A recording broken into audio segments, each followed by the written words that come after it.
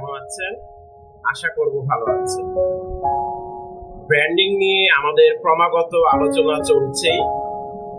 আমরা গত ভিডিওতে আলোচনা করেছিলাম বিশ্ববিখ্যাত চকলেট ব্র্যান্ড ডেইরি মিল্ক কিভাবে একটা ইন্টারন্যাশনাল ব্র্যান্ডে পরিণত হলো। ডেইরি মিল্ক 1904 সালের দিকে এটি প্রথম আবিষ্কার হয়। জর্জ ক্যাডবেরি এটি আবিষ্কার করেছে এই চকলেটটা। এই চকলেটের পিছনে একটা সুন্দর ইতিহাস আছে।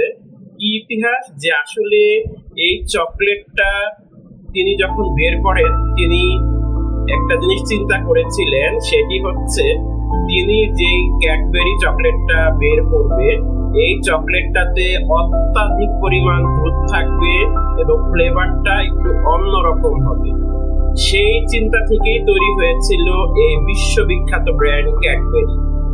এই ক্যাডবেরিটা যখন বের হয় তখন আপনার 1904 সালের দিকে, প্রায় 120 বছর আগে, এই ক্যাডবেরির যে স্বাদ সেটি কিন্তু এখন অনন্য হয়েছে। এই ক্যাডবেরিটা যখন বের হয়, এই ক্যাডবেরিটা বের হওয়ার পরে এটির নাম ডেইরি মিল্ক কিভাবে হলো তারও একটা সুন্দর মজার ইতিহাস আছে। ডেইরি মিল্কের একজন গ্রাহক এই নামটা প্রস্তাব করেছিল যে আপনাদের চকলেটের নাম হবে ডেইরি মিল্ক। সেখান থেকে এর নামকরণ করা হয়েছে ডেইরি মিল্ক। এটি ব্র্যান্ডে পরিণত হবার পিছনে কয়েকটি কারণ আছে। নাম্বার 1, এর অনন্য স্বাদ। এরকম স্বাদ আপনি অন্য কোনো চকলেটে পাবেন না।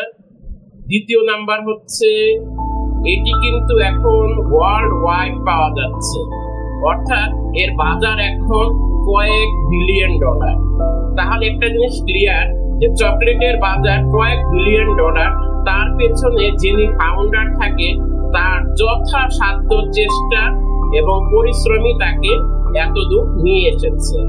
আরেকটি হচ্ছে এই যে ব্র্যান্ডে পরিণত হলো, ব্র্যান্ডে পরিণত হবার ক্ষেত্রে অবশ্যই আপনাদের এর নিয়ে সুদূর প্রসারী চিন্তা করতেই হবে এবং সবসময় ইউনিকনেস কি থাকবে সেই জিনিসটা ব্র্যান্ড হোক আর যেটি হোক এটি আপনাকে তুলে ধরতেই হবে।